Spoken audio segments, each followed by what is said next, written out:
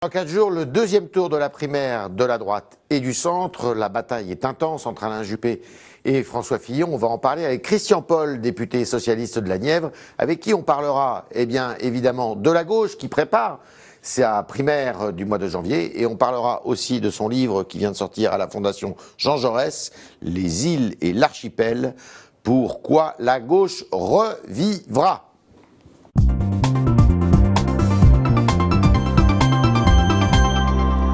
Christian Paul, bonjour. Merci d'être dans nos locaux. Actuellement, la droite occupe beaucoup le terrain, mais c'est intéressant d'avoir précisément... Merci de réserver encore un espace à la gauche. Ah bah, cet espace d'ailleurs va s'élargir, vous verrez, dans les semaines qui viennent. Avec la primaire notamment. Bien sûr.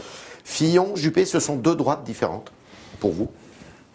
Il y a trois droites dans l'histoire de France. Oui, ça c'est René Raymond. Oui, mais je trouve que ça s'incarne aujourd'hui. Oui. Ouais. Donc la droite orléaniste. La droite orléaniste. Allez, c'est Juppé. Une droite très conservatrice, ouais. C'est Fillon. Ouais. Et puis cette droite bonapartiste qui a été battue avec Nicolas Sarkozy. Oui. En fait, il y a des constantes dans l'histoire politique de la droite. Mais ce qui est frappant, quand même, c'est que s'annonce avec François Fillon, s'il était élu. À votre avis, je ne souhaite pas. Il sera probablement désigné très largement. Je pense qu'il va. Les 2 tiers probablement, mais ça n'est pas ma primaire. Mais ce qui est frappant derrière cette candidature Fillon, c'est une révolution conservatrice et libérale à la française qui se prépare. Ouais. Elle n'a pas le côté caricatural et grimaçant de Donald Trump aux États-Unis. Ouais. Qui est plutôt populiste, lui. Mais elle a Fillon. Fillon, c'est un amateur de grandes purges économiques. Hein. Purges. Oui, enfin c'est pas Margaret Thatcher, quand même. Pardon. Mais je pense qu'il y a quand même des Chicago Boys qui se préparent là dans l'ombre en France. Enfin, ces économistes ultra-libéraux qu'on a vus aux États-Unis avec Reagan, qui venaient d'ailleurs du Parti démocrate. Qu'on a vu, oui, mais parfois des erreurs d'itinéraire, qu'on a vu en Grande-Bretagne avec Margaret Thatcher. Et c'est pour ça que je dis à la française, parce que ça se fera évidemment dans le cadre français. Dans le cadre français, si François Fillon est élu, ce que je ne souhaite pas. Mais vous savez, ce qui me frappe quand même, notamment sur l'affaire de la réduction du nombre des fonctionnaires, moins 500 000 fonctionnaires. Moins 500 000. Je pense que les Français ne l'accepteront pas. Pourquoi ? Parce que n'importe lequel d'entre nous, de droite, de gauche ou d'ailleurs, quand il est confronté à un besoin précis, et qu'il constate un manque d'effectifs de policiers ou de gendarmes ou d'infirmiers dans les hôpitaux, il n'est pas d'accord, ou d'enseignants pour ses enfants, il n'est pas d'accord pour des suppressions massives de services publics et d'agents publics. Ce que François Fillon a conduit, non, prévoit, mais surtout a déjà conduit aux côtés de Nicolas Sarkozy, parce que Fillon 2, tel que le programme Fillon d'aujourd'hui, c'est quand même la suite empire de l'exercice du pouvoir par François Fillon et Nicolas Sarkozy pendant 5 ans. Donc c'est pas seulement la droite revient, c'est une droite qu'on connaît bien. Les accusations portées par la gauche, mais aussi par Alain Juppé sur Fillon, le traditionnaliste, le réactionnaire. Vous trouvez que c'est justifié tout ça? Mais je pense qu'il ne s'en cache pas. Mais ça peut plaire d'ailleurs à une partie de l'électorat. Oui. Mais c'est violent parfois. Mais ce qui est le plus fondé, vu de mon point de vue, c'est votre collègue président du groupe socialiste au Sénat, Monsieur Guillaume, il dit d'aller chercher des poux à François Fillon sur l'avortement, par exemple, ça me paraît tout à fait injustifié. Moi, j'ai 2 problèmes avec François Fillon. C'est que je trouve que notre pays s'est construit au XXe siècle et aussi ces dernières années. Oui, notre pays s'est construit, la République s'est construite sur des fondations laïques. Ouais. Et je sens venir comme une forme de retour à une inspiration qui n'est pas celle d'une laïcité qui doit pas être d'ailleurs intégriste, qui doit être tolérante. Je crois qu'il ne faut pas créer la confusion entre les affaires de la cité et les... Non, je ne dis pas cela, mais autour de lui, oui, il y en a. Et la deuxième chose, et là, Alain Juppé pour une fois, je ne suis pas de ceux qui citent souvent Alain Juppé, mais quand il parle de brutalité sociale dans les propositions de François Fillon, je pense qu'il a raison. Ouais, vous préféreriez que ce soit Juppé qui sorte du chapeau? Mais je préférerais qu'il y ait en 2017 une alternance à gauche, je la crois possible, oui, non, mais là... et je vous offre une transition pour la deuxième partie de cet entretien, parce que je pense que... Mais c'est moi qui le conduis, l'entretien, vous n'avez pas de chance. Bien sûr. Demain de matin, mais non, plus sérieusement, je pense que ce qui est important là, depuis quelques jours, c'est d'abord, 4 millions de votants dans cette primaire. Ça veut dire qu'il y a un appétit démocratique, la gauche n'en a pas le monopole, les électeurs de droite ont voulu se saisir de cet outil qu'est la primaire. La deuxième chose, c'est que, enfin, depuis quelques jours, quelques heures peut-être, on reparle de politique. On reparle de programme politique. Qu'est-ce qu'on faisait avant ? De projet.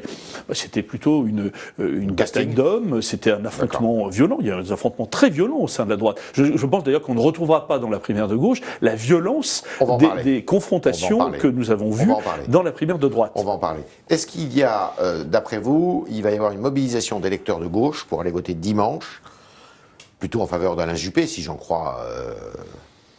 Moi, vous avez été surpris par le chiffre donné par les instituts d'opinion, d'études d'opinion, dimanche dernier, 12 à 15% d'électeurs de gauche. Je pense que là, le souvenir, l'ombre portée de la présidence Sarkozy était dans beaucoup de têtes, à droite et à gauche. Et ça a produit ce résultat. Pour faire moi, j'invite quand même tous ceux qui s'intéressent vraiment à la chose publique, ne jamais oublier que François Fillon a été pendant 5 ans le Premier ministre discipliné et zélé de Nicolas Sarkozy et qu'il a mené la même politique. Donc vous les invitez à aller Donc les tempéraments des hommes sont évidemment différents, mais la politique qui a été menée, les actes, et ça compte les actes. Mais vous ne me répondez pas sur les électeurs de gauche pour dimanche? Mais je ne suis pas dans la tête des électeurs de gauche qui sont venus voter à la primaire de droite. Je pense qu'ils sont... il y en a eu, en effet, parce qu'il y avait une peur panique, bien sûr que non. Il y avait, évidemment aussi, il y avait une peur panique, je crois, de Nicolas Sarkozy, mais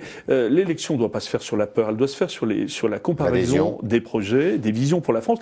Et très franchement, la vision, et vous savez employer ce mot à dessein, la vision de François Fillon est à mes yeux une vision profondément réactionnaire. D'accord. Moi, j'ai employé ce terme, mais c'est pas mon terme, c'est le terme que j'ai entendu dans le débat public. Donc, c'était pas totalement un hasard. Non, mais c'est parce que je le reprends du débat public. Qu'on soit d'accord. Alors, vous avez dit que c'était pas violent, que c'était violent à droite, mais alors moi, on attend, pas moi, la primaire de gauche. Vous pensez que ça va pas être violent? Alors, elle s'organise depuis plusieurs... Hollande va y aller d'abord. Ça, c'est sa décision. Monsieur Guillaume dit le 10 décembre. C'est sa décision. On peut considérer au moment où nous parlons que le président de la République sortant prépare une nouvelle candidature. Mais enfin, les choses ont tellement été imprévisibles en France depuis quelques semaines. Le départ en fanfare d'Emmanuel Macron, le Premier ministre qui a quand même visiblement quelques fourmis dans les jambes. Donc nous verrons le moment venu. Mais là aussi, c'est urgent. Non, je pense que ça va être très utile. Ça va être un règlement de compte à Hockey-Coral, votre affaire, non? Non, pas du tout. Il y aura évidemment le temps de l'inventaire, mais c'est davantage l'inventaire que, évidemment, il faut le faire. Que M. Filoche n'avait pas beaucoup d'admiration pour François Hollande. C'est pas une affaire d'admiration, c'est une affaire de jugement sincère, précis sur les engagements, les résultats, la façon dont le pays a été conduit pendant 5 ans. Et j'ai, vous le savez, moi aussi, un certain nombre de reproches à exprimer. Donc l'inventaire est un devoir, pas seulement un droit, mais un devoir impérieux, il faut le mener. Mais ce qui est le plus important, évidemment, dans une élection présidentielle, ça va être de confronter des projets. Et vous le savez, au sein de la gauche de gouvernement, il y a maintenant, depuis plusieurs années, au moins 2 options. Alors, il y a une option social-libérale qui est incarnée par François Hollande, par Manuel Valls, par Emmanuel Macron également. C'est cette option qui, de mon point de vue, n'a pas réussi face au chômage, n'a pas réussi le redressement du pays, n'a pas réussi à mener des réformes structurelles ambitieuses qui étaient les engagements, réforme fiscale, loi bancaire par exemple. Et puis alors, il y a le deuxième, et la gauche de gouvernement alternative, celle que je défends, celle que je crois capable à la fois d'être crédible et de donner envie, parce que dans une élection présidentielle, il faut les deux. Il faut donner envie et être crédible. Eh bien, cette gauche-là, elle se prépare aussi dans cette primaire. L'incarne pour la première Montebourg, l'incarne évidemment Arnaud Montebourg, Benoît Hamon apporte des idées, mais on n'est jamais d'accord à 100% avec un candidat. Mais vous allez être derrière qui? Montebourg ou Hamon? Je le dirai dans quelques jours. Pourquoi? Parce que date? Mais probablement dans 8 jours, Dans vous 8 le jours. saurez. Dans 8 Voilà, jours. Dans Dans 8 jours, vous saurez. Parce que vous pourriez être candidat vous-même? Non, je ne serai pas candidat. Je crois déjà l'avoir dit ici. D'accord. Mais tout simplement parce que je pense qu'il y a beaucoup à faire dans cette période justement pour gagner cette alternance à gauche. Et le président de la République? Et encore une fois, pourquoi une alternance à gauche? Parce que ce quinquennat a déçu, il faut en tourner la page, et la primaire doit servir à cela. Mais il y a un réservoir d'idées, de propositions, d'enthousiasme à gauche. Il peut être battu, le président de la République, d'après ce que vous savez de l'électorat, justement, de la gauche, du gouvernement, par M. Montebourg, M. Hamon? Mais il le sait très bien. C'est pour ça que très longtemps, il a tardé à accepter l'idée des primaires. Parce qu'il sait très bien que les citoyens viendront aussi pour marquer une forme de déception. Mais quand ils le feront dans la primaire de gauche, ils le feront aussi pour créer quand même un espace de rassemblement. Parce que ce qui est frappant dans cette période, et c'est un des fruits empoisonnés de ce quinquennat, c'est la dislocation de la majorité de la gauche au fil des mois. Et à ce moment-là, le Parti communiste ferait cause commune avec cette gauche alternative que vous décrivez? Vous en êtes tous de votre discussion? Le Parti communiste... Parce qu'il est tiraillé entre Mélenchon... Le Parti communiste, aujourd'hui, est un parti qui a sa place dans ce que j'appelle la grande gauche, qui est celle de 2012, d'ailleurs. C'est celle qui a amené François Hollande aux responsabilités. C'est celle qui dirige un certain nombre de grandes villes. Cette grande gauche, c'est les îles. Pourquoi ce titre? Les îles et l'archipel, tout simplement parce que la gauche, dans son histoire, depuis Jaurès, a toujours été plurielle. Il y a toujours eu plusieurs gauches. Comme il y a eu, nous l'avons vu tout à l'heure, plusieurs droites. Mais la gauche ne peut aspirer aux responsabilités, ne peut contribuer à l'avenir de ce pays que si elle fait archipel, que si elle se rassemble. Voilà la raison de ce titre. Elle peut être absente du deuxième tour de la présidentielle. C'est un risque majeur que je dénonce depuis plus de 2 ans. Il y a un risque d'effacement, et c'est justement parce qu'il y a un risque d'effacement qu'il faut par millions, je le dis, que les Français viennent dans cette primaire de gauche. Et je vais vous le dire, il y en aura combien? Mais il y en aura beaucoup. Il y en aura beaucoup. Moi, je vous prédis, je prévois. Ça ne sera pas une primaire des pauvres? Je prévois, non, je ne crois pas. Pas au sens de la fortune, mais j'espère bien. Du nombre de... Il n'y a pas de primaire censitaire. C'est 1 euro. C'est 2 fois moins cher que la participation. Non, mais du nombre de participants. Je vous prédis, je prévois une grande surprise démocratique dans cette primaire de gauche. La primaire de droite a créé la surprise. Il y aura une grande primaire de gauche et ce sera une grande surprise démocratique. Vous avez susurré son nom tout à l'heure, qui s'appelle Emmanuel Macron. Vous allez lire son livre qui sort demain, Révolution? Je le lirai volontiers parce que jusqu'à présent, je n'ai vu aucune idée neuve. J'ai vu une candidature nouvelle, j'ai vu un nouveau visage qui participe au débat public. Je n'ai pas vu une idée neuve. Vous n'avez rien de commun avec lui? Mais je pense que nous avons en commun de vouloir que l'avenir de ce pays soit meilleur. Je ne le diabolise pas. Par les mêmes chemins. Je ne le diabolise pas, mais nous avons des désaccords profonds sur le bon chemin. Alors, je ne l'ai pas lu, le livre, pour être tout à fait honnête, qui sort demain. Je sais qu'il y a des bonnes feuilles qui vont sortir dans quelques magazines demain aussi, d'ailleurs. J'ai cru comprendre qu'il y avait quelque chose d'un peu neuf sur le cannabis. Pas neuf dans le débat, mais qui proposait une espèce de libéralisation du cannabis en France. Vous êtes de cet avis? Alors écoutez, c'est une question qui a été souvent posée, qui m'a souvent été posée à moi qui n'ai jamais fumé un joint de ma vie, mais qui sait, comme vous, comme beaucoup d'autres, qu'aujourd'hui, l'économie, évidemment, l'économie souterraine dans les quartiers est quelque chose de profondément dramatique. Et que la question de savoir comment on peut éviter ces trafics est posée à tous les responsables politiques de droite et de gauche. Et ce qui, moi, me préoccupe beaucoup, c'est que cette question, on la ressort toujours à la veille des élections, notamment des élections présidentielles. C'est le pire moment.